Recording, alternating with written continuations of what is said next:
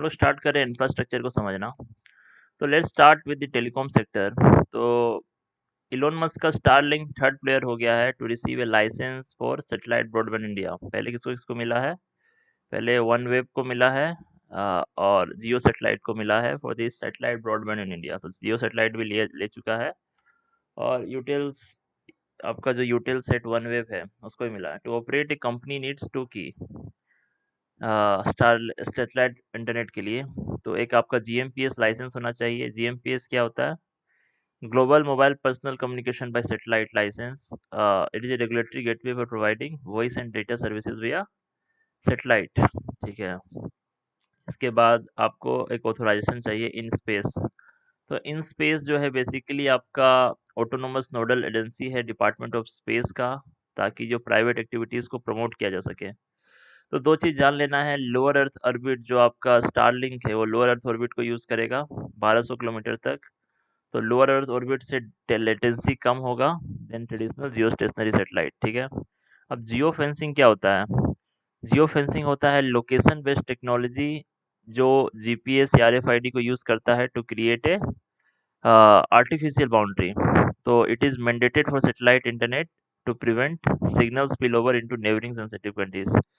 ये चीज़ आपको जानना होगा, जियो फेंसिंग रखना होगा। ठीक है।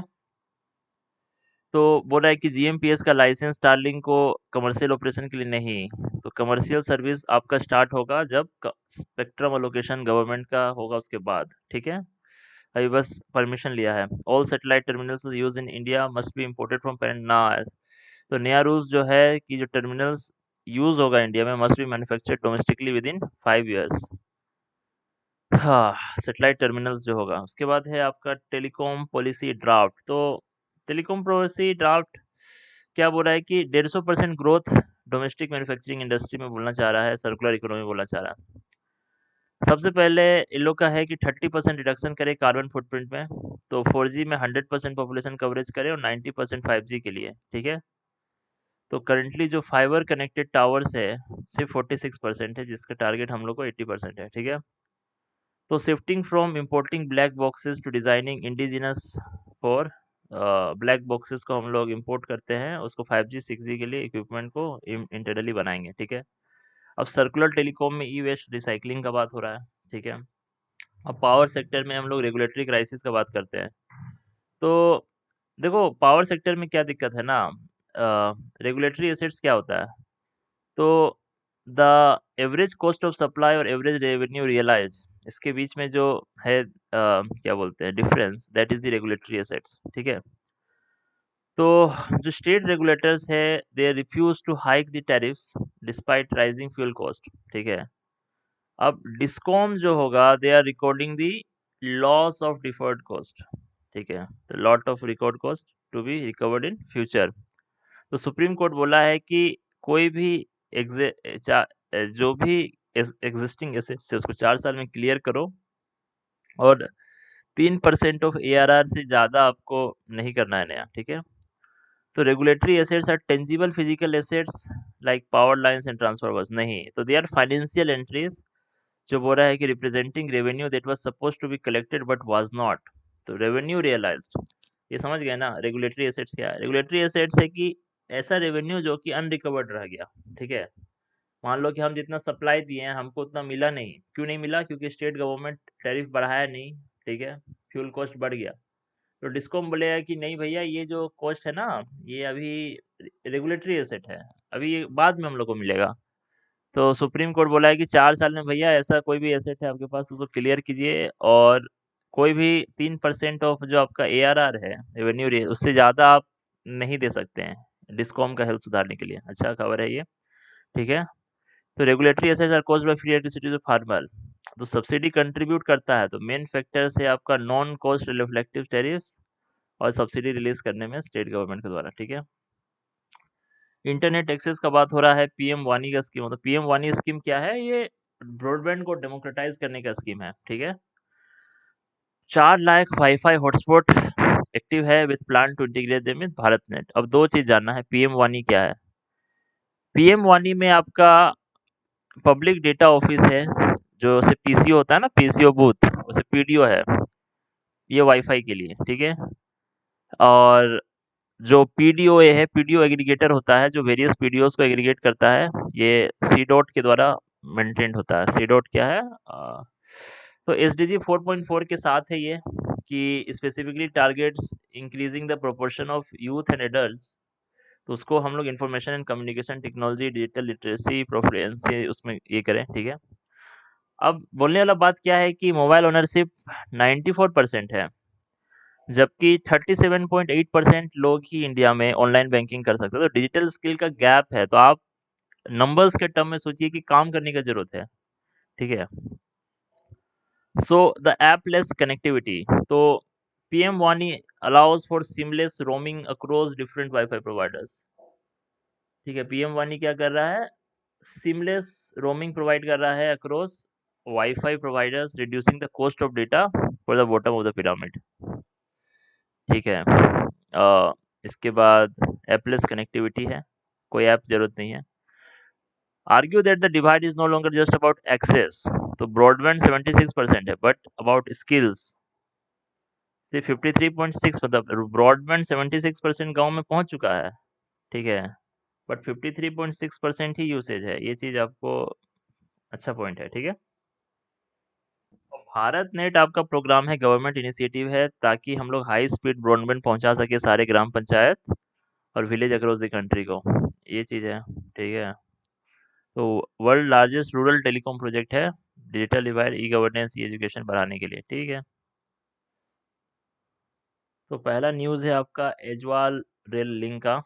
तो 51.38 किलोमीटर का लाइन बना है, जो कि मिजोरम का कैपिटल एजवाल को कनेक्ट किया है नेशनल ब्रॉडगोज नेटवर्क को। तो मिजोरम बहुत दिन से नेशनल नेटवर्क से अलग था।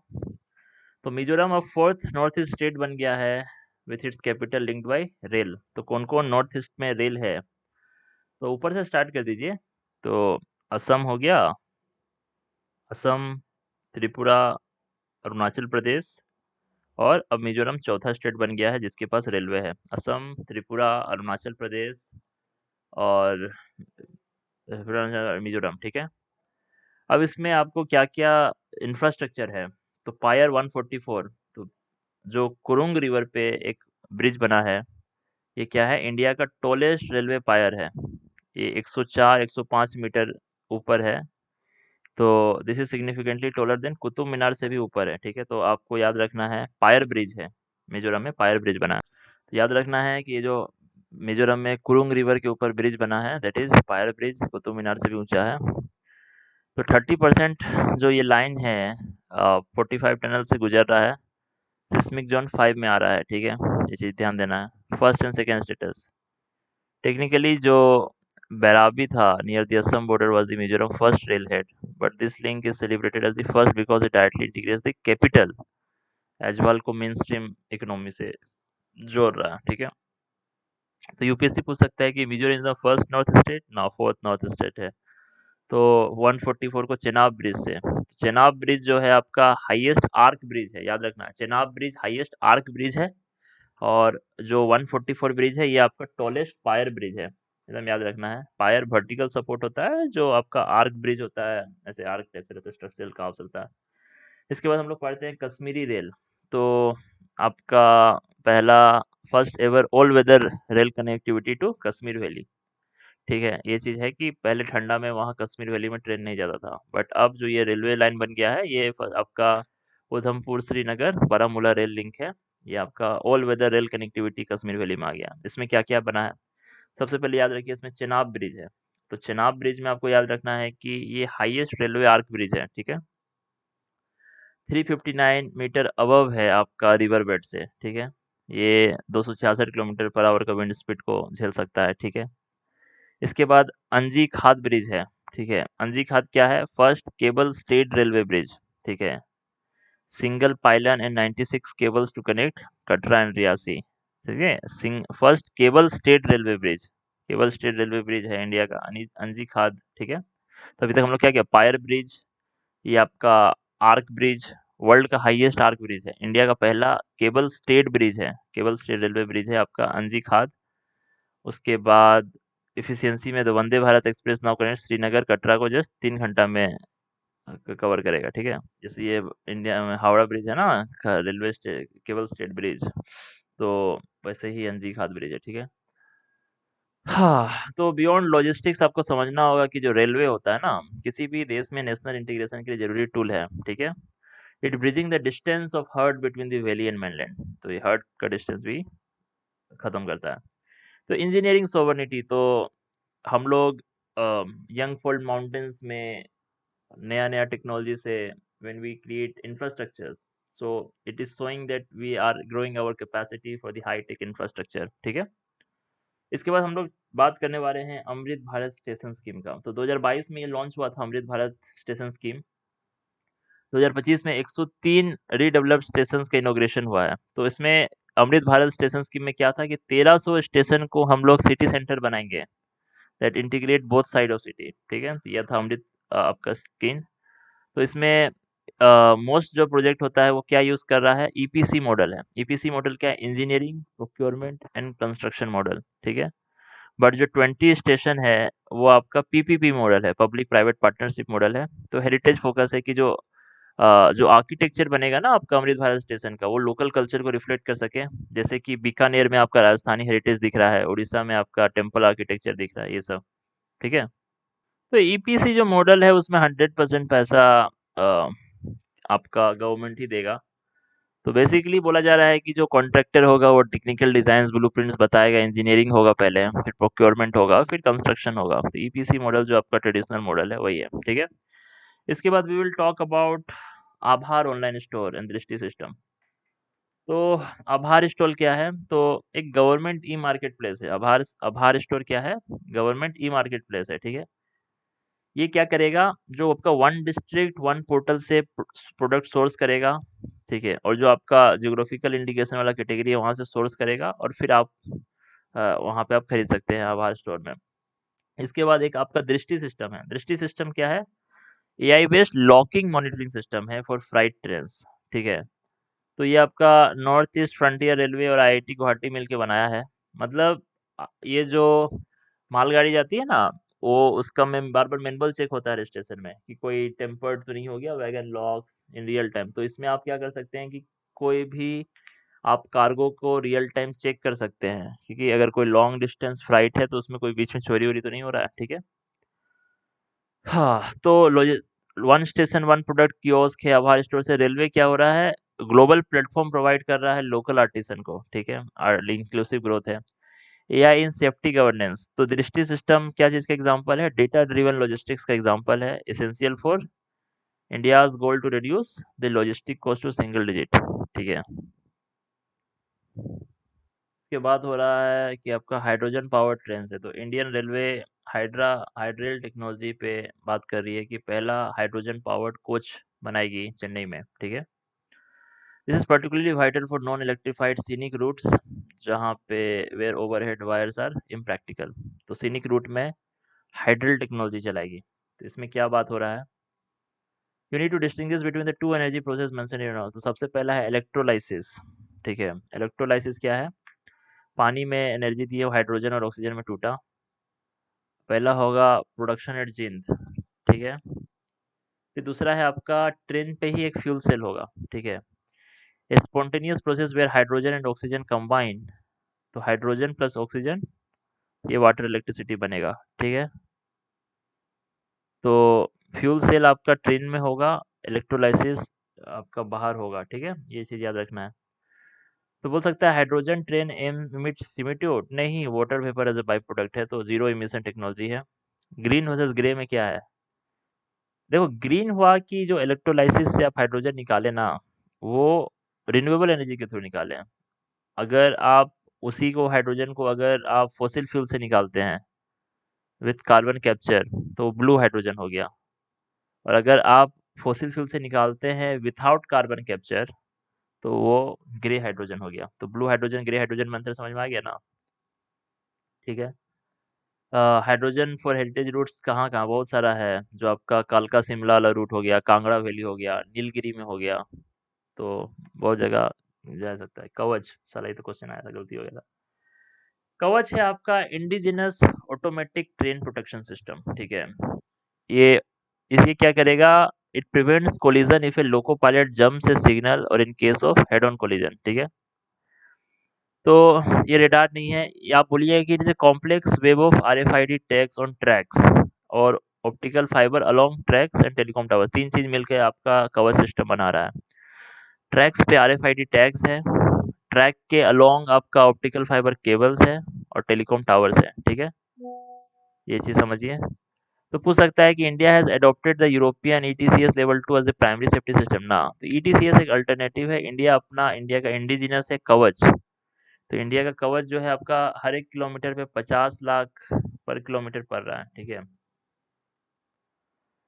कवच is being integrated with Amrit Bharat scheme if a question says it is a standalone project with no link to station development, तो ट्रैप है, ठीक है। तो कवच आपका ट्रेन प्रोटेक्शन सिस्टम है कि भैया अगर लोको पायलट कोई सिग्नल जंप कर दिया या हेड ऑन कोलिजन हुआ तो उस समय आपका ट्रेन रुक जाएगा, ठीक है। इसके बाद भी टॉक अबाउट अर्बन मोबिलिटी कि इंडिया का जो मेट्रो नेटवर्क है थर्ड लार्जेस्ट है चाइना और यूएस के बाद, ठीक है। ये चीज याद रखना है कि मेट्रो ऐसा नहीं है कि इंडिया का मेट्रो सर्ज है, ठीक है। 1000 किलोमीटर से ज्यादा, 23 शहर में मेट्रो चल रहा है। सबसे पहला अंडर वाटर मेट्रो कोलकाता में बना है, ठीक है। तो ग्रोथ सिर्फ टायर 1 सिटीज में नहीं है, तो मेट्रो नियो, मेट्रो लाइट शहर जैसे नागपुर, पुणे जैसे शहर में भी फैल रहा है, ठीक है। इसके बाद सस्टेनेबल लॉजिस्टिक्स का बात कर रहे हैं, वी टॉक अबाउट बायोप्लास्टिक्स। तो जो नॉर्थ ईस्ट फ्रंटियर रेलवे है, ठीक है, is the first to shift to compostable bioplastic developed by IIT Guwahati. तो आईआईटी को मतलब इंडस्ट्री एकेडमिया लिंक को आप डाल सकते हैं कि कैसे नॉर्थ ईस्ट फ्रंटियर रेलवे है वो कंपोस्टेबल बायोप्लास्टिक में मूव किया, जो कि आईआईटी गुवाहाटी बनाया था, ठीक है। Then there is Rudrastra. तो रुद्रास्त्र क्या है, लॉन्गेस्ट फ्राइट ट्रेन है ever by Indian railways, Rudrastra, when discussing logistic efficiency और the dedicated flight corridor impact, ठीक है। 4.5 किलोमीटर का ट्रेन है रुद्रास्त्र, नाम ही इसका याद रखिए। रुद्रास्त्र पूछेगा क्या है, रुद्रास्त्र एक ट्रेन है, ठीक है, लॉन्ग फ्लाइट ट्रेन है। हाँ, renewable solar, Varanasi pilot of portable solar panels between track is a land scarcity. तो सोलर पैनल ट्रैक में बिछा दिया है, ठीक है। आईआरसीटीसी डीएक्टिवेट कर दिया है 2.5 करोड़ आईडी को, तो आधार से तत्काल लिंक कर दिया है, ठीक है। यूपीएससी में से Tatkal booking open to everyone ना, authorised agents are restricted during the first 30 minutes to prioritise individual passenger, ठीक है।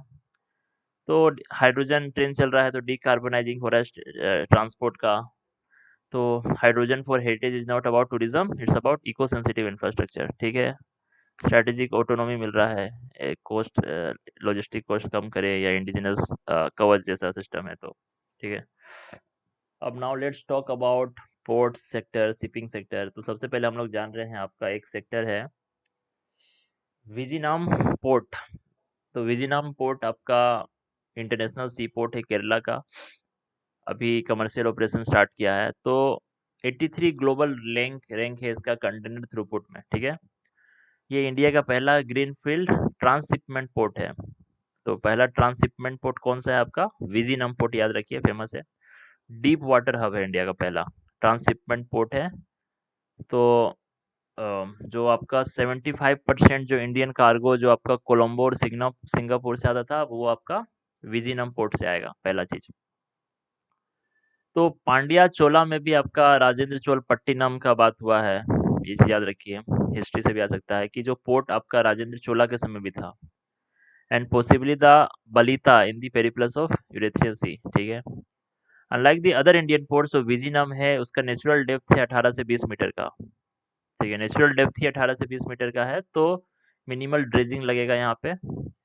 It is just 10 nautical miles for आपका international east west shipping route से, ठीक है। बहुत अच्छा बात है, जो ईस्ट वेस्ट शिपिंग रूट है उसमें से 10 नॉटिकल माइल्स ही दूर है, ठीक है। इसके बाद एमएससी इरीना, तो सब दुनिया का सबसे बड़ा कंटेनर शिप है, which called at Vizhinjam in 2025 providing its deep draft capability, ठीक है। तो एमएससी इरीना को बुलाया गया था दुनिया का सबसे बड़ा कंटेनर शिप को, ताकि दिखाने के लिए कि हम लोग we are having the deep hub, ठीक है। तो विजिनम इंडिया का 13 मेजर पोर्ट में नहीं, तो अभी ये नॉन मेजर पोर्ट है। ये केरला गवर्नमेंट के द्वारा डेवलप किया गया है, इसे याद ध्यान देना है। पीपीपी प्रोजेक्ट है विद अडानी ग्रुप, ठीक है। जबकि मेजर पोर्ट जो है आपका यूनियन गवर्नमेंट संभालता है, ट्रैप है, ठीक है। तो विजिनम पोर्ट आपका केरला गवर्नमेंट का है, ठीक है। तो ड्रेजिंग लाइक स्वेज कैनल ना, स्वेज कैनल टाइप से ड्रेजिंग करने की जरूरत नहीं है, इसका natural depth it is primary selling point, ठीक है। इसके बाद भी टॉक अबाउट मेरी time development fund and ship building. तो 2025 का जो बजट है इट लॉन्च्ड 25,000 करोड़ का मेरी टाइम डेवलपमेंट फंड। तो इसका गोल क्या है कि हम लोग long term low cost finance दें ऑफ इंडिया का जो ग्लोबल शिपिंग टोनेज है, उसमें इंडिया का शेयर 2% है, आप उसको 5% करना चाह रहे हैं, ठीक है। तो ये जो फंडिंग होगा ना आपका मेरीटाइम डेवलपमेंट में, इसमें 49% गवर्नमेंट ऑफ इंडिया से आएगा, 51% पोर्ट्स और प्राइवेट सेक्टर से आएगा, ठीक है। इंडिया शिप रिसाइकलिंग में सेकंड नंबर पे आ रहा है, इसे याद रखना है। जो गुजरात में अलंग है वो world largest ship breaking yard है, ठीक है, ये भी याद रखना है, ठीक है। शिप बिल्डिंग क्लस्टर क्या है? The government is facilitating mega cluster with 10 years custom duty exemptions on raw material for ship. तो ये चीज़ है कि आप शिप बिल्डिंग अगर क्लस्टर बना रहे हैं तो गवर्नमेंट फ़ायदा भी दे रही है कि 10 ईयर का कस्टम ड्यूटी माफ़ कर दे रही है ऑन रॉ मटेरियल्स। तो इंफ्रास्ट्रक्चर हार्मोनाइज्ड मास्टर लिस्ट, तो large ships are now included in the list allowing them to access low interest long term loans, ठीक है। सर्कुलर इकोनॉमी है शिपिंग में, ठीक है। हांगकांग कन्वेंशन है शिपिंग से रिलेटेड कि कैसे safe and environmentally sound shipping हो, रिसाइकलिंग हो शिप्स का, ठीक है। ये चीज़ जानने वाला बात है। Now there is a carriage of goods by sea bill 2024। तो एक कॉलोनियल इरा का बिल था, उसको ये लोग ये किया कि क्या सी कैरियर्स का पास क्या रिस्पॉन्सिबिलिटीज है, क्या इम्यूनिटीज है, ठीक है। तो एक रूल होता है हाग विस्बी रूल्स। तो जो मॉडर्न आपका हाग विस्बी रूल्स है, जो आपका that which define the limit, क्या लिएबिलिटी होगा अगर कोई डैमेज हो गया, कोई गुड्स लॉस्ट हो गया, ठीक है। तो ये लोग बोलता है बिल ऑफ लैंडिंग। तो जो सिपर है और जो कैरियर है, ठीक है, उसके बीच में एक लीगल डॉक्यूमेंट है बिल ऑफ लैंडिंग, ठीक है। कि क्या टाइप है, क्या क्वांटिटी है, क्या डेस्टिनेशन है गुड को, ये टाइटल है आपका एक तरह से गुड्स का, बिल ऑफ लैंडिंग। तो bill of landing associated with shipper और कैरियर, ठीक है। देखो सिपर कौन है? सिपर जो सामान भेजा, responsible for preparing cargo documentation and initiating shipment. Carrier जो है जो फिजिकली ट्रांसपोर्ट कर रहा है, ये दोनों में अंतर यही है, ठीक है। हाँ, ये सब अभी ध्यान नहीं देना क्योंकि तो ड्राफ्ट बिल है। तो शिपिंग डिकार्बनाइजेशन और आईएमओ नॉर्म्स, ठीक है, इंटरनेशनल मैरीटाइम ऑर्गेनाइजेशन है, इसका भी नेट जीरो का गोल है 2025 तक, ठीक है। India is aiming to become a green fuel hub, ठीक है। तो इसमें क्या कर रहा है इंडिया? हम लोग very low sulphur fuel oil में मूव कर रहे हैं, उससे ग्रीन मेथनॉल अमोनिया ये सब में मूव कर रहे हैं इंडिया, ठीक है। तो 16 क्या है? सेफ्टी ऑफ लाइफ एट सी। तो इंटरनेशनल मैरीटाइम ट्रीटी है, ये बोल रहा है कि minimum safety standards in the construction equipment and operation of merchant ships. इसमें कुछ कुछ होना चाहिए सेफ्टी स्टैंडर्ड्स जब आप कोई मर्चेंट शिप बनाइए। तो टाइटेनिक सिंक होने के बाद ये आया था safety of life at sea, 16 treaty, ठीक है। इसके बाद फ्लैग ऑफ कन्वीनियंस। तो जो शिप ओनर होगा registers a ship in a country other than their own to avoid high taxes stricter regulation. तो फ्लैग ऑफ कन्वीनियंस है कि भैया मतलब जो शिप ओनर ऐसा नहीं है कि हम इंडिया के तो इंडिया में ही रजिस्टर कराएंगे, हम जाएंगे कहीं दूसरा कंट्री में भी रजिस्टर करा सकते हैं, ठीक है, पोल्यूटर प्रेफरेंस पर।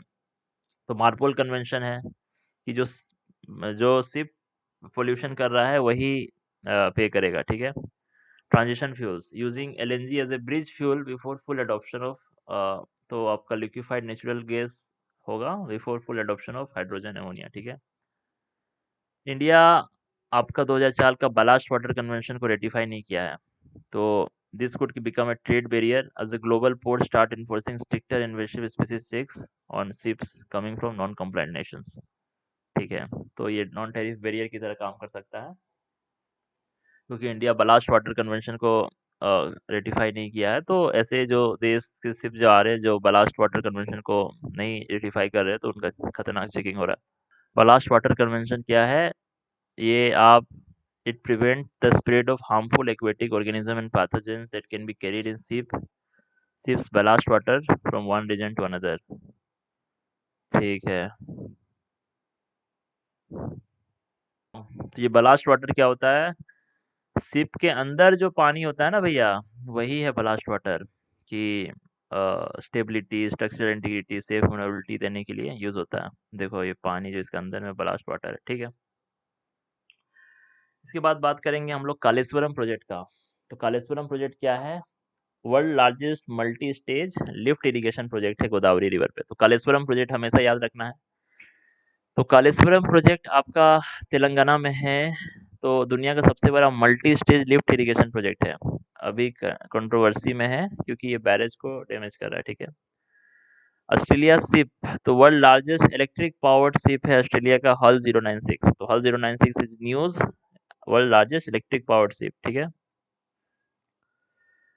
चलो, अब बात हो रहा है इंडिया करंटली लेस देन 1% है आपका ग्लोबल शिप बिल्डिंग शेयर का, ठीक है। पर इंडिया 2047 तक टॉप 5 बनना चाह रहा है, पहला चीज।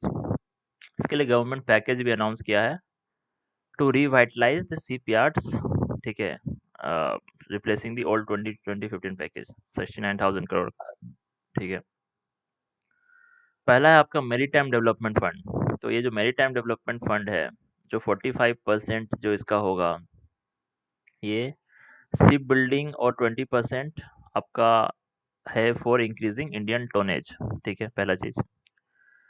इसके बाद ग्लोबल सी फेरर्स, तो इंडियन सी फेरर जो है 12% ऑफ ग्लोबल वर्कफोर्स है, इसको 25% करने का बात हो रहा है, ठीक है। इसके बाद मेरीटाइम सेक्टर अभी इंडिया में 4% ही जीडीपी का कंट्रीब्यूशन है, but 95% of trade by volume है और 70% बाय वैल्यू है, ठीक है। तो और ये लोग मतलब जितना ट्रेड करवा रहा है, तो या तो ट्रेड कम है तो उसको बढ़ाओ, ठीक है। India is already among the top 10 countries in global ship building tonnage. तो we represent less than 1% of global tonnage. तो हम लोग का टारगेट है टॉप 10 में, मतलब टॉप 10 में भी नहीं है। टोनेज क्या होता है? टोनेज होता है बेसिकली वेसल का साइज का, ठीक है, कितना कैरिंग कैपेसिटी है। Type of tonnage major volume, ठीक है। कितना वॉल्यूम है आपका वेसल का, वो टोनेज है। तो अभी इंडिया टॉप 10 में भी नहीं आ रहा है, ठीक है। The government provides 100% subsidy for building all types of ships, नहीं, जो upfront subsidies are up to 30% and specifically for non conventional builds, ठीक है। इसके बाद हम लोग बात करेंगे ब्यूरो ऑफ पोर्ट सिक्योरिटी का। तो ब्यूरो ऑफ, जैसे सिविल एविएशन सिक्योरिटी होता है, ब्यूरो ऑफ पोर्ट सिक्योरिटी एक आपका डेडिकेटेड स्टेटूटरी बॉडी बना है under the merchant shipping act 2025 का। ये क्या करेगा? इंडियन वेसल्स और पोर्ट फैसिलिटी का सिक्योरिटी को देखेगा, ठीक है। इसके अंदर है ministry of port shipping and waterways के अंदर है, आईपीएस ऑफिसर हेड करेगा इसको, ठीक है। तो आपका bureau of port security, bureau of port security, ठीक है। तो इंटरनेशनल स्टैंडर्ड्स है, it will enforce ISPS code, ठीक है, international ship and port facility security code, ठीक है। साइबर सिक्योरिटी को भी ध्यान में देगा, ठीक है। तो कोई बोले कि जो आपका ब्यूरो ऑफ पोर्ट सिक्योरिटी है ये इंडियन कोस्ट गार्ड नेवी को हटा देगा, नहीं। It provides regulatory oversight and coordination. जो फिजिकल सिक्योरिटी है और रिस्पॉन्सिबिलिटी है वो अभी भी कोस्ट गार्ड और इसका रहेगा। ये रेगुलेटरी ओवरसाइट करेगा, कोऑर्डिनेशन करेगा, ठीक है। Regulatory oversight like bureau of civil aviation, ठीक है। एग्जीक्यूटिव ऑर्डर से नहीं बना है, ये मर्चेंट शिपिंग एक्ट में आपका स्टेटूटरी बॉडी है, ठीक है। The state-owned Shipping Corporation of India is undergoing a massive turnaround, shifting from privatization mode to expansion mode by planning to buy 200 plus merchant ships, ठीक है। तो शिपिंग कॉर्पोरेशन ऑफ इंडिया जो है state owned है, ये क्या करना चाह रहा है? Shifting from privatization mode to expansion कर रहा है ये लोग, कि 200 से ज़्यादा मर्चेंट शिप खरीद रहा है। जबकि अडानी पोर्ट्स जो डोमिनेंट प्राइवेट प्लेयर है विथ 27.8% ऑफ मार्केट शेयर, ठीक है। तो जो मुंद्रा पोर्ट है, इंडिया का 10% crude oil import Mundra port से हो रहा है, ठीक है, पहला चीज। जो आपका शिपिंग कॉर्पोरेशन ऑफ इंडिया है, इसके पास कौन सा, ये मिनी रत्ना है, ठीक है। Its decline began in 1990s due to WTO GATS and most favored nation principle which reduce the protected cargo for Indian ships। Protection खो दिया तो ये अपना पावर भी खो दिया। तो इंडियन शिप्स का जो शेयर है एक्सपोर्ट इंपोर्ट कार्गो में 27% से 7% हो गया भाई। तो इंडियन शिप्स मतलब इंडिया का जो ओन शिप है वो कितना यूज हो रहा है एक्सपोर्ट इंपोर्ट में? ये चीज़ देना होगा। इसके बाद मैरीटाइम का अमृतकाल विज़न है। तो आपको इसमें समझना होगा कि हम लोग चाहते हैं कि जो लॉजिस्टिक कॉस्ट है वो सिंगल डिजिट में आ जाए। जैसे अभी 16% है वो 1% में आ जाए। तो green tug programme 100 eco friendly tugs by 2040 बनाना चाह रहे हैं, ठीक है। 3 स्ट्रेटेजिक हब है, विजिनम पढ़ लिए। एक गलथिया बे बन रहा है आपका निकोबार में और कन्याकुमारी तमिलनाडु में, 3 स्ट्रेटेजिक हब बन रहा है, ठीक है। जो ग्रेट निकोबार प्रोजेक्ट है आपका गलेथिया बे में, $5 बिलियन प्रोजेक्ट है, जो कि एक इंटरनेशनल ट्रांसशिपमेंट पोर्ट है, वहाँ एक पावर प्लांट है और एक एयरपोर्ट है। 3 चीज़ बन रहा है आपका ग्रेट निकोबार में, पावर प्लांट, पोर्ट और ट्रांसशिपमेंट पोर्ट बन रहा है आपका $5 बिलियन से, ठीक है। तो ब्लू इकोनॉमी क्या है, हम लोग we are use the uniting oceans theme. जो इंडिया का जो मैरीटाइम स्ट्रेटजी है वो केवल पोर्ट डेवलपमेंट नहीं है, जबकि एक होलिस्टिक ब्लू इकोनॉमी है जो sea bed mining, marine tourism, sustainable fisheries सबकी अराउंड घूम रहा है, ठीक है। ग्रीन एंड डिजिटल कॉरिडोर्स क्या है कि mention the agreement with the Netherlands. तो हम लोग नेदरलैंड के साथ एग्रीमेंट किए हैं जो पोर्ट ऑफ रोटरडेम है, as a benchmark for creating sustainable shipping corridors. तो नेदरलैंड के साथ हम लोग डील किए हैं, ठीक है। सस्टेनेबल शिपिंग कॉरिडोर्स बने that uses AI and green fuels, ठीक है। तो लॉजिस्टिक एफिशिएंसी क्या है, the production of ship turn around time to 48 hours is a primary metric for India's improvement in the. तो शिप टर्न अराउंड टाइम 48 घंटा होना चाहिए, मतलब जो शिप लगा 48 घंटा में सामान खाली हो जाए, ठीक है। So now let's move to infrastructure, roads and highways. तो सबसे पहले आपको we talk about road accidents. तो इंडिया का सबसे वर्ल्ड्स लार्जेस्ट रोड नेटवर्क्स है बट हाईएस्ट फैटेलिटीज, ठीक है। 2023 में एनसीआरबी का डेटा है, it's around 1.73 lakh people got died in accidents. So एक significant legal shift that right to safe road travel is the part of right to life, ठीक है। पहला चीज, सेफ सिस्टम अप्रोच। तो ग्लोबल सेफ्टी फिलॉसफी क्या बोलता है कि ह्यूमन एरर इज इनएविटेबल, ठीक है। Instead of just blaming the driver, you should focus on designing roads and vehicles so that mistakes do not lead to death. तो safe system approach बनाना है, ना कि only because human error is inevitable, ठीक है। पहला चीज। दूसरा क्या है, तो मोटर व्हीकल्स एक्ट का है कि to regulate the movement of pedestrians and non motorized vehicles, ठीक है। अ, तो Tamil Nadu Uttar Pradesh highest two wheeler fatalities हो रहा है, ठीक है। इसके बाद national highways account for majority of ना they account for 34.6% of death. तो जो major vast number of accident आपका स्टेट हाईवेज और लोकल रोड्स में हो रहा है, ठीक है। Mechanical failure is leading cause of road accident नहीं, स्पीडिंग की वजह से ज़्यादातर एक्सीडेंट होता है। 23% केयरलेस डेंजरस ड्राइविंग की वजह से होता है, ठीक है। इसके बाद let's move to sustainable transport and modal shift, ठीक है। तो ट्रांसपोर्ट जो है आपका 25% एनर्जी रिलेटेड CO2 इमिशन करता है, ठीक है। जिसमें रोड ट्रांसपोर्ट 90% कंट्रीब्यूटर है। तो हम लोग जो फ्राइट है उसको रोड से रेल में ट्रांसपोर्ट करना चाह रहे हैं, ठीक है। मान लीजिए कंपैरिजन क्या है कि ट्रेन जो है केवल 19 ग्राम CO2 रिलीज करता है पर किलोमीटर, ठीक है। जबकि जो कार है 148 ग्राम CO2 पर पैसेंजर पर किलोमीटर करता है, मीन्स नियरली 8 टाइम्स एक कार ज़्यादा करता है ट्रेन से। तो नेशनल रेल प्लान क्या है, तो aims to increase the rail freight share to 45%। तो हम लोग डेडिकेटेड फ्राइट कॉरिडोर्स बनाएंगे, ठीक है। तो अभी रोड ट्रांसपोर्ट डोमिनेट कर रहा है, तो जो हेवी ड्यूटी व्हीकल है जो 45% रोड एमिशन, तो हम लोग डेडिकेटेड फ्राइट कॉरिडोर्स बनाएंगे, ये भी है, ठीक है। इसके बाद अर्बन ट्रांजिशन, तो 50% ऑफ पॉपुलेशन हम लोग का अर्बन हो जाएगा 2047 तक। तो हम लोग अगर रोड ट्रांसपोर्ट पे डिपेंडेंट रहे तो 16% राइज होगा ग्रीन हाउस गैस एमिशन का, इसलिए हम लोग को पब्लिक ट्रांसपोर्ट पे जल्द से जल्द शिफ्ट करना होगा, ये बात हो रहा है, ठीक है। ट्रैफिक मैनेजमेंट में टेक्नोलॉजी का बात हो रहा है।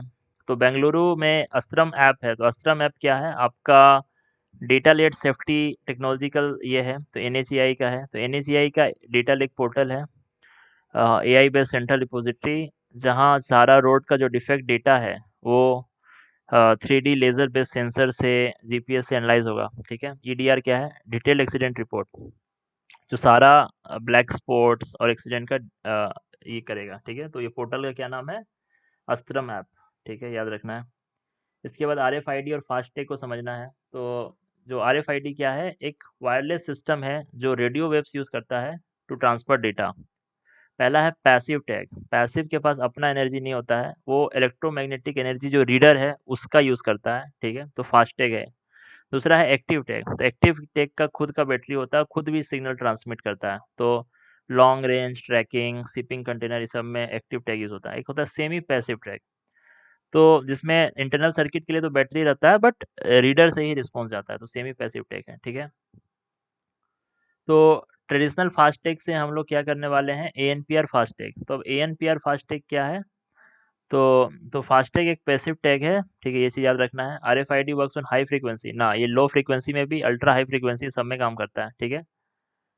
फास्ट टैग आपका स्पेशली अल्ट्रा हाई फ्रीक्वेंसी पे काम करता है, ठीक है। तो एएनपीआर बेस्ड टोलिंग क्या होगा कि वेटिंग टाइम कम होगा, directing lowering the logistic cost and fuel wastage, ठीक है। यूजिंग स्टूडेंट लेड रिपोर्टिंग, अस्त्रम क्या स्टूडेंट लेड रिपोर्टिंग है, तो कम्युनिटी लेड गवर्नेंस है अर्बन ट्रैफिक मैनेजमेंट में, ठीक है। एएनपीआर क्या है, ministry of road and transport and highway. ANPR FASTag, तो एएनपीआर है ऑटोमेटिक नंबर प्लेट रिकॉग्निशन, ठीक है, जो एग्जिस्टिंग फास्टैग है उसके साथ ये करेगा। तो हाई परफॉर्मेंस एएनपीआर कैमरास और फास्टैग रीडर्स लगाएंगे, ठीक है, ये चीज़ है। Then there is a road monitoring and technology. Road monitoring and technology, तो एनएचएआई क्या कर रहा है, एक ऑटोमेटेड रोड असेसमेंट कर रहा है विया नेटवर्क सर्वे व्हीकल्स, ठीक है। तो 20,000 प्लस किलोमीटर का नेशनल हाईवे टू डिमान, जो मेंटेनेंस में ह्यूमन सब्जेक्टिविटी है, तो डेटा लेक को फॉर साइंटिफिक एनालिसिस, तो नेटवर्क सर्वे व्हीकल्स। तो एनएसवी सेंसर्स क्या है, तो आप समझिए कि ये जो नेटवर्क सर्वे व्हीकल्स है वो कौन सा टेक्नोलॉजी यूज़ करेगा, 3D लाइडर टेक्नोलॉजी यूज़ कर रहा है, ठीक है। डीजीपीएस और high resolution 360 degree cameras use कर रहा है to measure the international roughness index, ठीक है, रटिंग, पोर्ट होल्स, ये सब। तो जो सर्वे है स्टार्ट होने से पहले, कंप्लीशन होने के बाद और 6 महीना के बाद फॉर क्वालिटी कंप्लायंस, ठीक है। तो national network survey vehicles are manual method where engineers mark potholes, ना 100% ऑटोमेटेड है, data is captured by sensors, AI based software से वो प्रोसेस हो जाएगा, ठीक है। तो NSB are used when a highway is fully constructed to assess the final quality, ना they are used as a baseline before work even begins to compare the before and after condition, ठीक है। तो predictive maintenance है कि जो reactive तरीका है उससे हम लोग प्रिडिक्टिव मेंटेनेंस की ओर जा रहे हैं यूजिंग आरएएमएस। तो आपका आरएएमएस को यूज़ करके, ठीक है। तो data lake portal acts as a single point of truth for digital governance, तो डिजिटल गवर्नेंस के लिए अच्छा बात हो रहा है। फिर toll collection and structural engineering का बात है।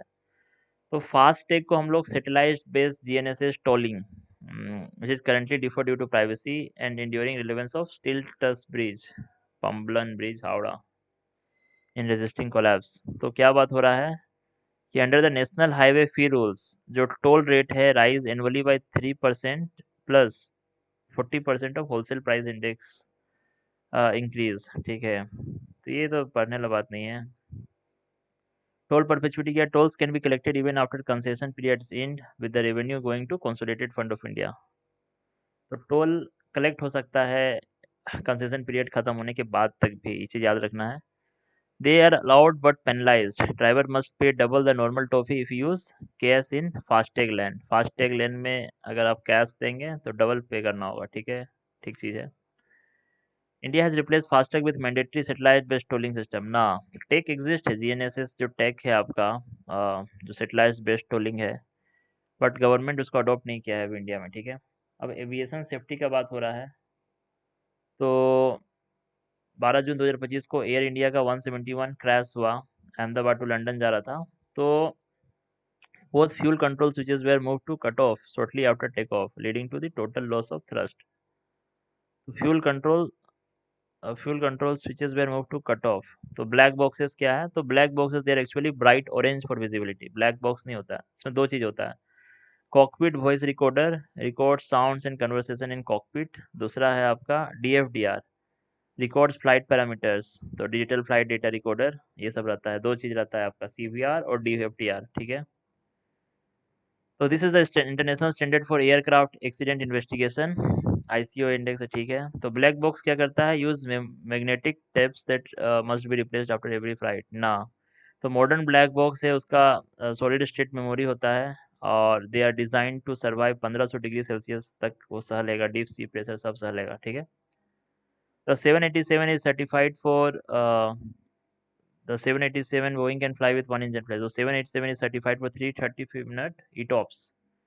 मतलब वो 5.5 घंटा सिंगल इंजन से चल सकता है to reach an emergency airport. तो बोइंग 787 फ्लाइट था, ठीक है। इसके बाद भी टॉक अबाउट एविएशन पॉलिसी। तो mandatory phase of CORSIA by introducing sustainable aviation fuel. तो Montreal convention for passenger liability. तो एसएएफ क्या होता है? हाँ, तो 1% ब्लेंडिंग करेगा 2027 तक इंडिया और 2% 2028 तक फॉर इंटरनेशनल फ्लाइट्स, ठीक है। एसीएफ क्या है? ड्रॉप इन फ्यूल है। तो ड्रॉप इन फ्यूल क्या होता है? जिसमें आपको इंजन चेंज नहीं करना पड़े, ये ड्रॉप इन फ्यूल होता है, ठीक है। मॉन्ट्रियल कन्वेंशन क्या बोल रहा है? इंडिया 2009 में जुड़ा। इसमें 2 टायर लायबिलिटी है। पहला है आपका स्ट्रिक्ट लायबिलिटी, जो कैरियर है liable regardless of fault up to a certain limit. तो सेकंड है presume liability, carrier is liable unless if proved it was an negligent, ठीक है। तो 2 चीज़ है। तो जो डीजीसीए है आपका सेफ्टी लाइसेंसिंग एयर वर्दीनेस पे करता है। एक होता है बीसीएस बोल के संस्था है, ये सिक्योरिटी और safe guarding against unlawful interference के लिए करता है। तो 1% ACF blending mandates apply to all domestic flights ना, ये इंटरनेशनल फ्लाइट्स के लिए है to align with CORSIA agreements. तो कोर्सिया एग्रीमेंट क्या है? तो कोर्सिया एग्रीमेंट में हुआ है कि सस्टेनेबल एविएशन फ्यूल हम लोग डालेंगे, ठीक है, फॉर इंटरनेशनल फ्लाइट्स, ये चीज़ है। India is bound by Montreal convention, ठीक है, for passenger liability. Montreal convention क्या चीज़ के लिए है? MC 99, ये पैसेंजर लायबिलिटी के लिए है, ये चीज़ याद रखना है। All international carriers perform for reward between state priorities, ठीक है, ये चीज़ याद रखना। Transition from ATF to SAF। SAF तुम्हारा बायो बेस्ड है, leverages India's existing biofuel ecosystem to reduce fuel import bill. तो ठीक है, हम लोग के लिए तो अच्छा ही है। तो A171 केस स्टडी है क्रू रिसोर्स मैनेजमेंट का। Even with 4th generation aircraft the human factor remains the most critical variable in aviation safety. इसके बाद है इंडिगो एंड MRO का सनराइज सेक्टर। तो Indigo dominates the Indian market by 65% share, yet it faces a massive supply chain crisis with 60 to 70 aircraft grounded है due to Pratt and Whitney engines issues, ठीक है। तो government is miss pushing the MRO sector as a strategic sunrise industry to makes India's global aviation hub बनाने के लिए, ठीक है। तो what is sunrise industry? Sunrise industry is a new emerging sector को सनराइज इंडस्ट्री बोलते हैं, ठीक है। तो maintenance repairing and overall sector को एज ए सनराइज इंडस्ट्री। हाँ, तो पहला है आपका MRO पॉलिसी। तो MRO पॉलिसी क्या है? To attract global players India allow 100% FDI under the automatic route. तो इंडिया क्या अलाउ कर रहा है? 100% FDI अलाउ कर रहा है अंडर दी ऑटोमेटिक रूट, पहला चीज। The government has also slash GST and nationalize taxes to reduce the cost of spare parts, ठीक है। GST घटा दिया है, तो MRO के लिए काम कर रहा है भारत सरकार, बस इतना समझो, ठीक है। अब क्या क्या समझना है? Air India is the largest airline in India by market share ना, इंडिगो है मार्केट शेयर में सबसे ज़्यादा। FDI है आपका 100% है इसमें, ठीक है। इसके बाद हम लोग को समझना है फ्लाइट ड्यूटी टाइम लिमिटेशन। इसमें आएगा नहीं, तो इसमें बेसिकली अभी बढ़ा दिया गया है कि जो स्टाफ है, ठीक है, जो कैंसिलेशन हुआ था क्यों हुआ था, जो रेस्ट है आपका 36 घंटा से 48 घंटा कर दिया गया था, ठीक है। जो landings between the midnight and early morning, night landing 6 से 2 कर दिया गया था, ठीक है। तो maximum flying time for a single duty 8 घंटा कर दिया गया था, ठीक है। तो 10 घंटा का कैप, तो 10 घंटा ड्यूटी टाइम है, फ्लाइंग टाइम 8 घंटा, वीकली रेस्ट 48 घंटा का, ये सब चीज़ चेंज किया था, जिसकी वजह से क्या बोलोगे, एविएशन सेफ्टी के लिए, बट उसकी वजह से बहुत सारा फ्लाइट वगैरह कैंसिल करना पड़ा, ठीक है। तो एविएशन सेफ्टी सिर्फ मशीन्स की वजह से नहीं है, तो biological limits of the crew, ये भी आपको समझना होगा, ठीक है। Discuss the tension where stricter safety norms led to flight cancellation where the long term safety integrity of the sector was preserved, ठीक है। फिर एयरपोर्ट टैरिफ्स का बात हो रहा है। तो टैरिफ में क्या है, पहले ऑर्गेनाइजेशन का बात कीजिए, एयरपोर्ट इकोनॉमिक रेगुलेटरी अथॉरिटी, ये एक स्टेटूटरी बॉडी है। ये क्या करता है? टैरिफ्स और एरोनॉटिकल चार्जेस जो है ये सब, लैंडिंग चार्ज, पार्किंग फीस, ये सब AERA airport economic regulatory authority देखता है, ठीक है। अब SAF ब्लेंडिंग टारगेट क्या है? 1% 2027 तक और 2% 2028 तक, ठीक है। तो डीजीसीए एयरपोर्ट टैरिफ को रेगुलेट करता है नहीं, एईआरए टैरिफ को रेगुलेट करता है, जबकि डीजीसीए सेफ्टी और लाइसेंसिंग देखता है, ठीक है। इसके बाद एसएएफ फीड स्टॉक क्या है, जो surplus of agriculture residue is available for SAF production, ठीक है, सस्टेनेबल एविएशन फ्यूल। इसके बाद एएमएसएस फेलियर, आपको इन फ्लाइट इंटरनेट का बात हो रहा है। तो जो ऑटोमेटिक मैसेज स्विचिंग सिस्टम है, क्या हुआ कि मैनुअल हैंडलिंग करना पड़ा 2500 फ्लाइट का। तो अब बेसिकली समझिए एएमएसएस क्या है। जो एयरपोर्ट एयर ट्रैफिक कंट्रोलर है, उसका बैकबोन है AMSS, automatic message switching system.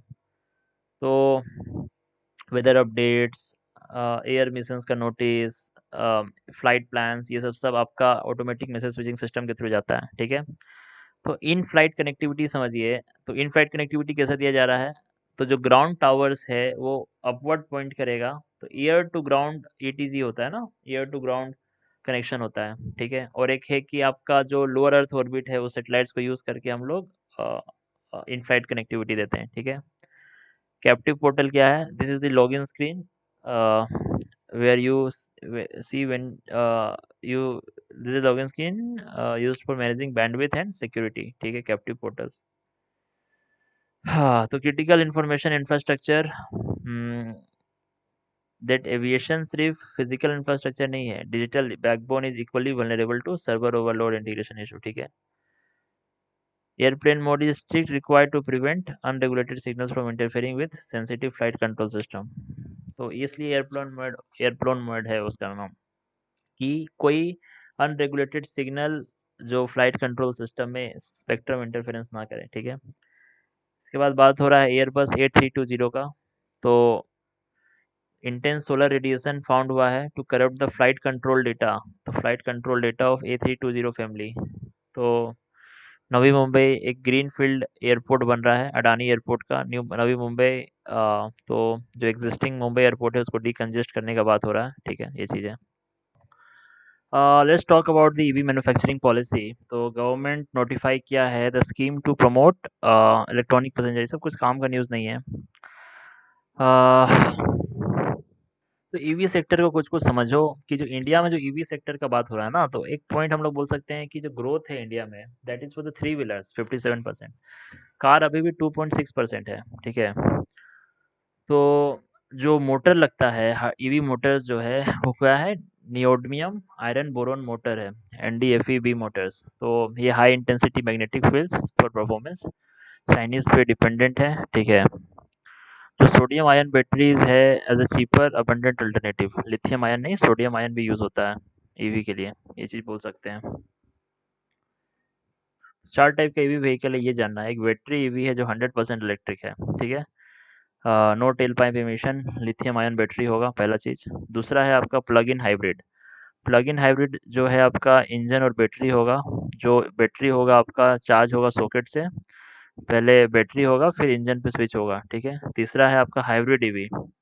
Hybrid EV है आपका, इसमें प्लग नहीं होगा, जो बैटरी होगा इंजन से ही चार्ज होगा, ये लेस एफिशिएंट होता है प्लग इन हाइब्रिड से, ठीक है। फिर एक फ्यूल सेल ईवी होता है, जो कि हाइड्रोजन ऑक्सीजन फ्यूल को यूज़ करता है, इसका बाई प्रोडक्ट वाटर होता है।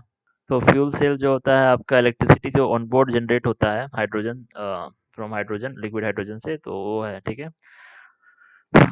All hybrid vehicles can be charge from EV charge, ना सारा नहीं, केवल जो प्लग इन हाइब्रिड है वही चार्ज होगा, जो हाइब्रिड इलेक्ट्रिक व्हीकल है वो चार्ज नहीं होगा, ठीक है।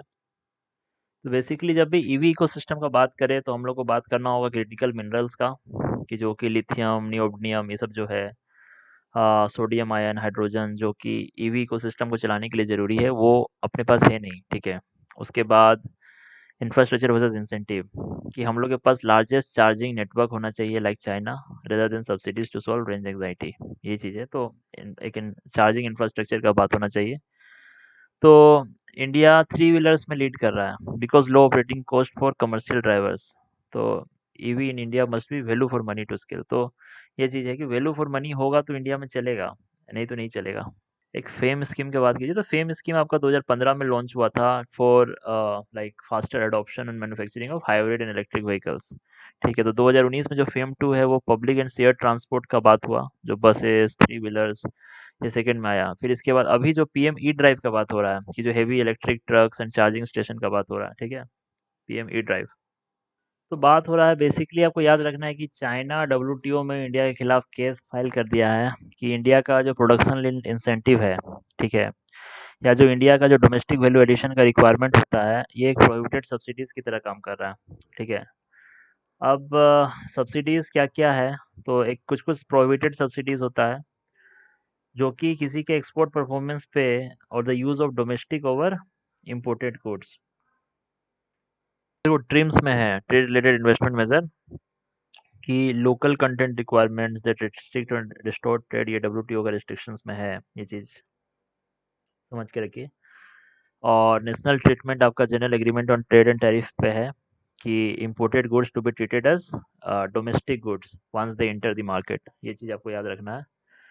और और क्या है, सो प्रोहिबिटेड सब्सिडी है, एक्शनेबल सब्सिडी है और नॉन एक्शनेबल सब्सिडीज है, ठीक है, ये चीज़ याद रखना है।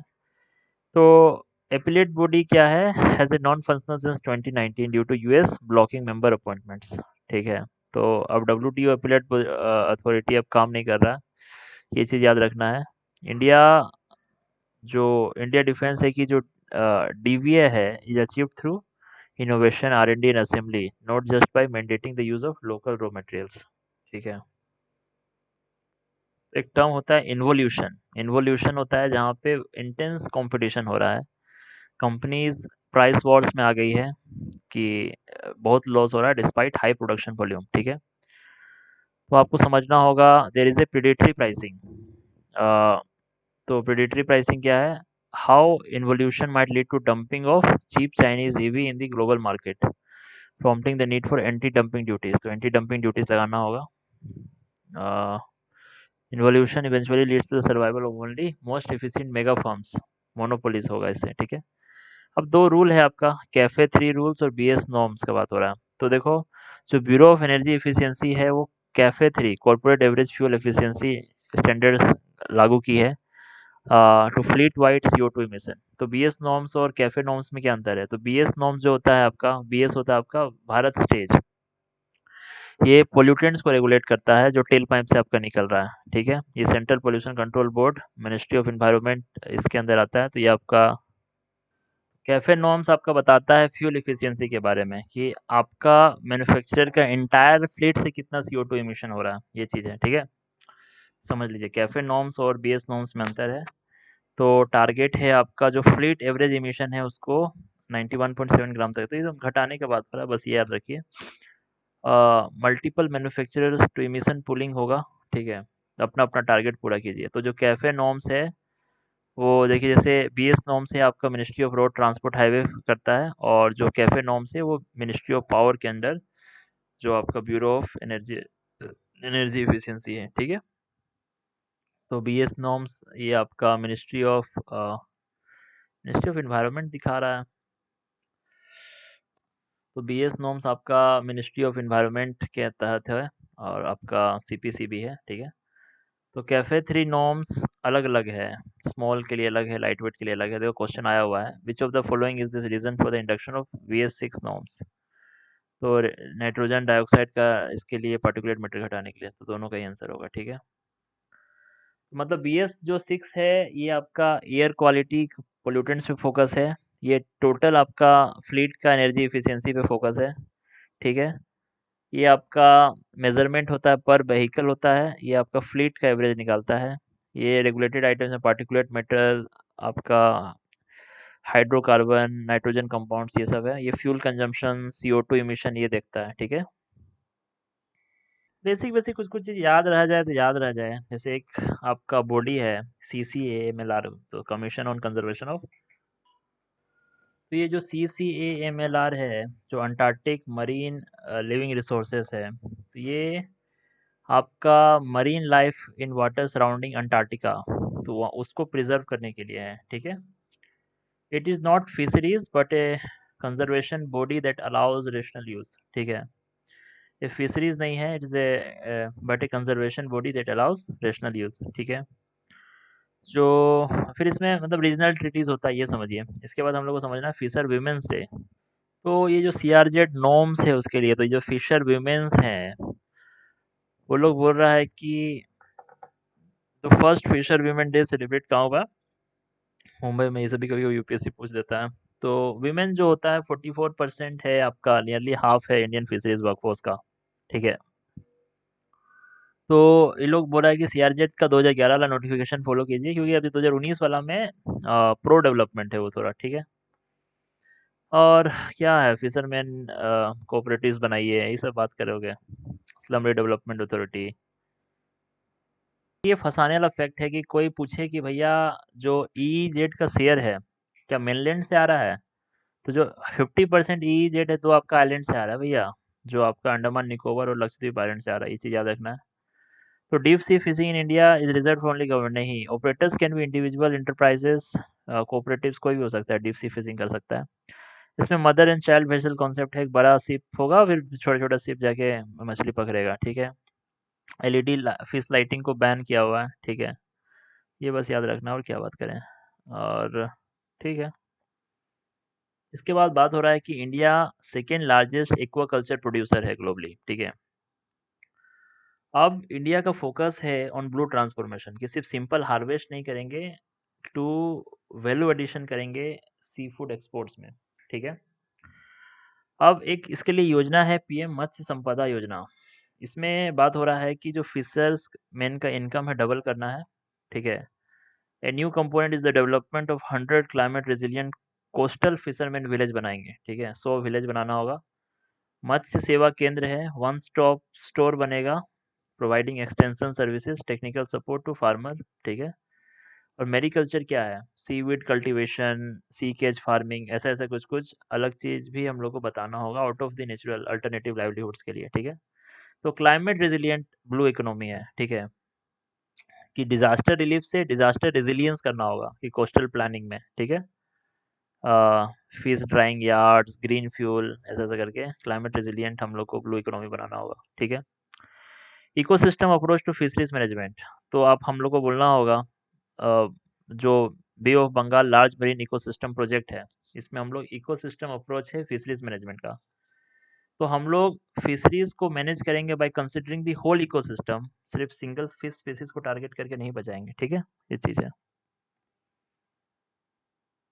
तो पहला न्यूज़ है कि जो इंडिया का, जैसे हम लोग पढ़ रहे हैं कि पीएलआई इंसेंटिव जो दे रहा है India for the EV manufacturing, उसके लिए जैसे चाइना मुद्दा उठाया था, सेम मुद्दा यूएस भी उठा रहा है कि जो हम लोग स्पेशलिटी स्टील के लिए जो प्रोडक्शन लिंक्ड इंसेंटिव दे रहे हैं, तो इंडिया बोला है कि नहीं भैया, हम सेल्फ सफिशिएंसी के लिए कर रहे हैं। आपको बोलना होगा कि India second largest steel producer है। ठीक है। बट नेट इंपोर्टर है स्टील का, due to lack of high grade speciality steel. ठीक है। तो India is preparing retaliatory tariff against US safeguards measure. ठीक है। अब मोस्ट फेवर्ड नेशन का क्या कॉन्सेप्ट है, जीएटीटी का पहला प्रिंस आर्टिकल है कि भैया आप सबको एक जैसा ट्रीट कीजिएगा। Then agreement on safeguards, agreement on safeguards है कि भैया अगर आपका डोमेस्टिक इंडस्ट्री इंजर्ड होता है तो आप टेम्परली इम्पोर्ट पर रिस्ट्रिक्ट लगा सकते हैं। तो जो 14 सेक्टर है उसमें से स्पेशलिटी स्टील भी एक सेक्टर है जो पीएलआई के लिए चुना गया था। तो जो एक्सपोर्ट ऑब्लिगेशन इसमें कुछ नहीं है, तो ये डब्ल्यूटीओ कंप्लायंट है। ठीक है। इंडिया इंपोर्ट पे डिपेंडेंट है हाई एंड स्टील के लिए। ठीक है। इसके बाद हम लोग पढ़ेंगे एक्सटेंडेड फंड फैसिलिटी। ठीक है। दो है आपका, एक्सटेंडेड फंड फैसिलिटी और रेजिलियंस एंड सस्टेनेबल फैसिलिटी। ठीक है। तो पहले आप समझिए आईएमएफ का एक्सटेंडेड फंड फैसिलिटी, तो जो serious medium term balance of payment problem जिस कंट्री को हो रहा है, वैसे कंट्रीज को असिस्टेंस प्रोवाइड करेगा। ठीक है। तो मीडियम स्ट्रक्चरल रिफॉर्म्स ईएफएफ के जरिए। आईएमएफ और वर्ल्ड बैंक में समझिए, वर्ल्ड बैंक की जैसे नहीं, आईएमएफ क्या करेगा ना, वो स्पेसिफिक प्रोजेक्ट्स को फाइनेंस नहीं करता है, ये फाइनेंशियल एड प्रोवाइड करेगा ताकि आप पॉलिसी रिफॉर्म्स कर सकें, करेंसी को स्टेबलाइज कर सकें, इस तरह से। तो जो पाकिस्तान को अभी एक्सटेंडेड फंड फैसिलिटी मिला है, वो उसका medium term balance of payment problems को सोल्व करने के लिए मिला है। ठीक है। अब कोटा सिस्टम है, तो तो India belongs to the constituency, तो जिसके पास 3% वोट शेयर है। ठीक है। इसके बाद तो इंडिया जो है, सिर्फ इंडिया का शेयर नहीं है उसमें, बांग्लादेश, भूटान और आपका श्रीलंका सब मिल के इंडिया का कोटा लिया हुआ है। ठीक है। 3% का कोटा है। ठीक है। यूएस के पास 16.49% वीटो है। ठीक है, ये चीज़ याद रखना है। इसके बाद आरबीआई का रेमिटेंस सर्वे, जो रेमिटेंस है $118.7 बिलियन है। ये बोलना चाह रहा है कि जितना हम लोग का ट्रेड डेफिसिट है मर्चेंडाइज में, उसको फाइनेंस कर दे रहा है रेमिटेंसेस। ठीक है। A major structural shift occurred हुआ है, advance economies have overtaken GCC countries as the primary source of fund. ठीक है। तो अब जीसीसी से नहीं आ रहा है। अब देखो क्या बोल रहा है कि जो एडवांस्ड इकोनॉमी है, US, UK, Canada, Australia, Singapore, अब आपका रेमिटेंस आपको पूछ देगा कि भैया कहाँ से आ रहा है, गल्फ कंट्री से रेमिटेंस आ रहा है? नहीं, अब आ रहा है आपका एडवांस इकोनॉमी से रेमिटेंस आ रहा है। ये चीज़ याद रखने वाला बात है। पर 3 ही स्टेट में रेमिटेंस आ रहा है, महाराष्ट्र, केरला और तमिलनाडु में। ठीक है। 51% रेमिटेंस आ रहा है। ठीक है। लार्ज ट्रांसफर जो है 29% वैल्यू है, मतलब high earning and skill professionals in the West are driving the search. ये चीज़ बताना होगा। एक वर्ल्ड इनइक्वालिटी रिपोर्ट है। वर्ल्ड इनइक्वालिटी रिपोर्ट क्या है? जो टॉप 10% ऑफ इंडियंस है वो 58% इंडियन इनकम है, जबकि जो बॉटम 50% है वो सिर्फ 15% रखा है। ठीक है। गिनी कोफिशिएंट हम लोग पढ़े हुए हैं कि जो स्टैटिस्टिकल मेजर है इनइक्वालिटी का, 0 है मतलब परफेक्ट इक्वालिटी है, 1 है मतलब परफेक्ट इनइक्वालिटी है, और अबव 0.4 है मतलब आपका इनइक्वालिटी है, ये मान के चलिए। ठीक है। अबव 0.4 है तो इनइक्वालिटी है। ठीक है।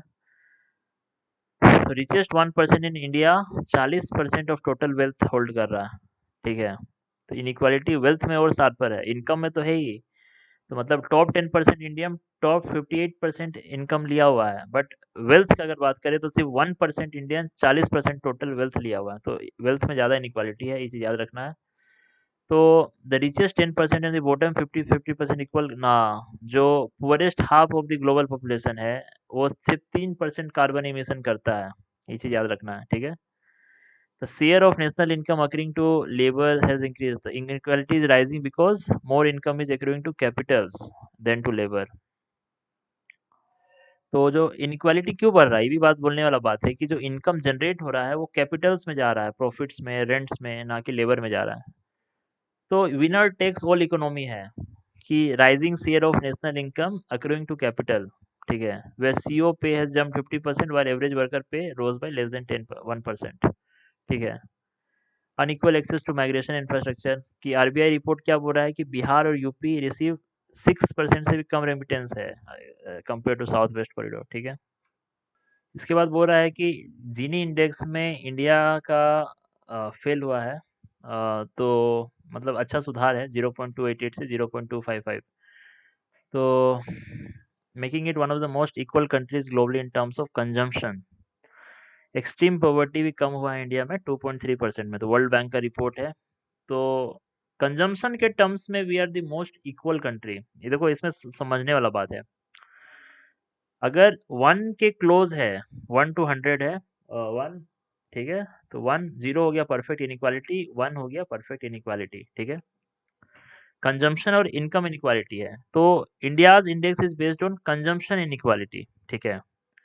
तो consumption data is naturally flatter than income data because even the poorest must consume essentials while the rich invest their surplus. तो कंजम्पशन के लेवल पे देखा जाए तो India is like a equal country, but income के level पे most unequal country है। ये चीज आपको याद रखना है। ठीक है। तो हाउस होल्ड कंजम्पशन एक्सपेंडिचर सर्वे जो गिनी इंडेक्स और पॉवर्टी लाइंस कैलकुलेट करता है इंडिया में, पहला चीज। और आपको बताना होगा जो वर्ल्ड इनइक्वालिटी रिपोर्ट है, ठीक है, वो इनकम बेस्ड इनइक्वालिटी के बारे में बात करता है। ठीक है। जो वर्ल्ड बैंक रिपोर्ट है वो कंजम्पटिव बेस्ड इनइक्वालिटी का बात करता है। तो वर्ल्ड बैंक रिपोर्ट में हम लोग के लिए स्थिति ठीक है और इनइक्वालिटी रिपोर्ट में काम ठीक से नहीं हो रहा है। ठीक है। Then we talk about extreme poverty. तो एक्सट्रीम पॉवर्टी घटा है इंडिया में। अब इकोनॉमिक्स में नोबेल प्राइज किसको मिला है? तो जोएल मोकियर, फिलिप अगियोन और पीटर होइट, इन लोगों को मिला है आपका इकोनॉमिक्स का नोबेल प्राइज। इन लोग क्या खोजे हैं? Creative destruction. तो क्रिएटिव डिस्ट्रक्शन क्या है कि जहाँ पे कोई नया इनोवेशंस आपका ओल्ड टेक्नोलॉजी को रिप्लेस करता है, इससे क्या बढ़ेगा? ये हायर प्रोडक्टिविटी बढ़ेगा, बट टेम्पोरल डिसरप्शन होगा। तो क्रिएटिव डिस्ट्रक्शन के लिए is a term coined by Joseph Schumpeter. तो क्रिएटिव डिस्ट्रक्शन के लिए तो ये लोग मॉडल किए हैं कि कैसे creative destruction long term prosperity पे करेगा, इसके लिए नोबेल प्राइज मिला है आपको। ठीक है। और स्वेरिजिस रिक्सबैंक ये इकोनॉमिक्स में जो नोबेल प्राइज है इसका नाम है स्वेर्जिस रिक्सबैंक प्राइज, ठीक है। अल्फ्रेड नोबेल के द्वारा नहीं है, ये बाद में, तो स्वेर्जिस रिक्सबैंक प्राइज, ठीक है। इसके बाद endless process of renewal, use the Agion-Howitt model to argue that India's $30 trillion का जो विजन है requires institutional support for disruption, ठीक है। मतलब ये जो एगियन होविट मॉडल है, आपका जो फिलिप हैगियन, पीटर होविट, ये लोग क्या बोल रहे हैं कि डिस्ट्रक्शन जरूरी है। ये जो क्रिएटिव डिस्ट्रक्शन है, ये क्या करेगा, हायर प्रोडक्टिविटी बढ़ाएगा, पर टेम्पररी डिसरप्शन आएगा, ठीक है। टेक्नोलॉजिकल पाथ डिपेंडेंसी, ठीक है। इसके बाद बॉर्डर टूरिज्म, तो ऑपरेशन सद्भावना है, तो ऑपरेशन सद्भावना क्या कर रहा है, टेंट बेस्ड होम स्टे बनाया है गर्भयांग, ठीक है। सेंटर्स वाइब्रेंट विलेज प्रोग्राम, तो गर्भयांग कहाँ है, पिथौरगढ़ डिस्ट्रिक्ट है, बॉर्डर विलेज है, नेपाल चाइना बॉर्डर पे लग रहा है गर्भयांग, ठीक है। वाइब्रेंट विलेज प्रोग्राम है, सेंट्रल स्पॉन्सर्ड स्कीम है, ताकि जो नॉर्दर्न बॉर्डर है, ताकि वहाँ पे माइग्रेशन और सिक्योरिटी हो, उसके लिए वहाँ पे विलेज को लाइवलीहुड किया जा सके, तो वाइब्रेंट विलेज प्रोग्राम है, ठीक है। ऑपरेशन सद्भावना क्या है, एक सोशल वेलफेयर इनिशिएटिव है इंडियन आर्मी का in Jammu Kashmir and North East to win the hearts and minds of through developmental work, ठीक है। तो ऑपरेशन सद्भावना याद रखिए, वाइब्रेंट विलेज प्रोग्राम याद रखिए, ठीक है। तो जो पिथौरगढ़ है उत्तराखंड में है, ठीक है। पिथौरगढ़ उत्तराखंड में है। तो इंडियन इंस्टीट्यूट ऑफ पैकेजिंग, तो इंडियन इंस्टीट्यूट ऑफ पैकेजिंग आपका ऑटोनोमस बॉडी है, ministry of commerce and industry के द्वारा एक सेंटर खोला है बेंगलुरु में। तो इंडियन इंस्टीट्यूट ऑफ पैकेजिंग क्या करता है, यूएन सर्टिफाइड एजेंसी है for testing packaging used for transporting dangerous good by air sea road, ठीक है। तो ग्रीन पैकेजिंग इनिशिएटिव क्या है, जो सिंगल यूज प्लास्टिक को सस्टेनेबल अल्टरनेटिव से रोकेंगे। हेडक्वार्टर इसका मुंबई में है, ठीक है। Packaging as a export multiplier, तो अगर हम लोग अच्छा से पैकेजिंग करते हैं तो ये ट्रांजिट डैमेज को रोकता है, इंटरनेशनल स्टैंडर्ड मीट करता है, ताकि एग्रीकल्चर एक्सपोर्ट मैन्युफैक्चरिंग कॉम्पिटिटिवनेस बढ़ेगा, ठीक है। तो कंजम्पशन इनक्वालिटी कम है इंडिया में, ये याद रखना है। हुरून रिपोर्ट जो है कि जो मिलियनियर फैमिलीज है वो मुंबई और दिल्ली में कंसंट्रेटेड है। और क्रिएटिव डिस्ट्रक्शन का हम लोग बात किए कि इनोवेशन जरूरी है, हो गया, ठीक है।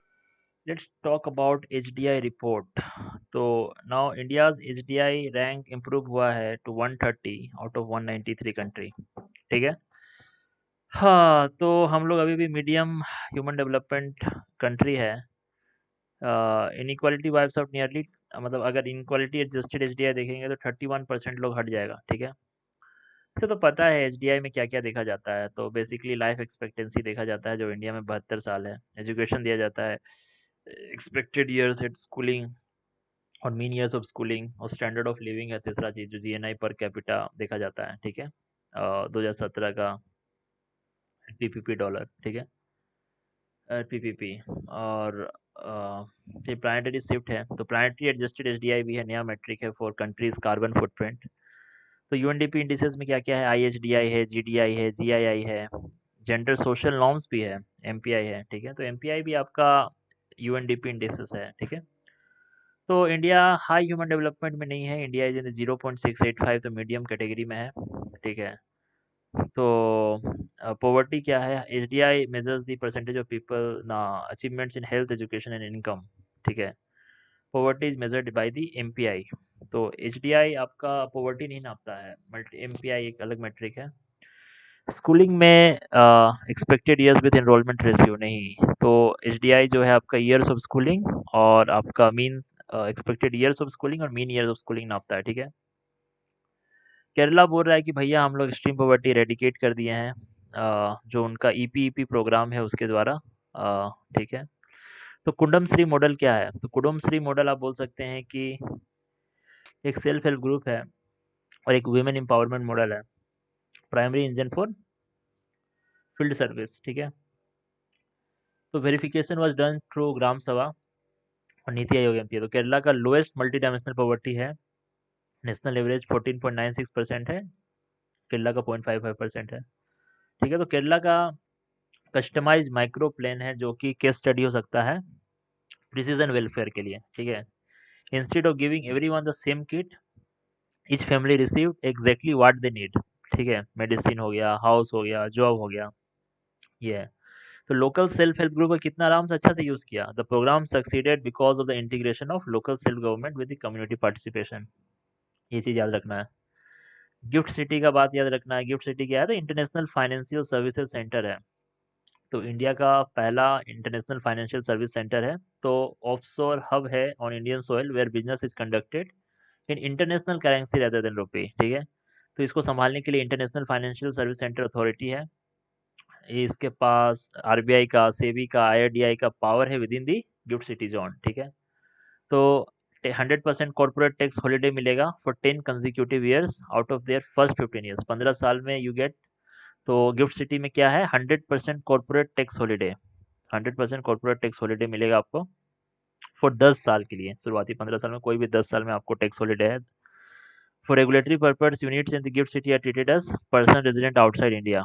ठीक है, तो डोमेस्टिक फेमा रिस्ट्रिक्शंस कुछ कुछ आप गिफ्ट सिटी में नहीं लगेगा। ठीक है, तो services provided within GIFT city are subject to standard ना। नो जीएसटी और provided to the GIFT IFC units. ठीक है, currency trades business is conducted in international currencies to attract global investors. ठीक है, Indian firms went to Singapore और Dubai for external commercial borrowings. तो अब है कि $19 billion of that borrowing has move to GIFT City, reducing capital flight. तो अब आप गिफ्ट सिटी से ही कीजिए बोरोइंग्स, सिंगापुर जाके क्यों कर रहे हैं।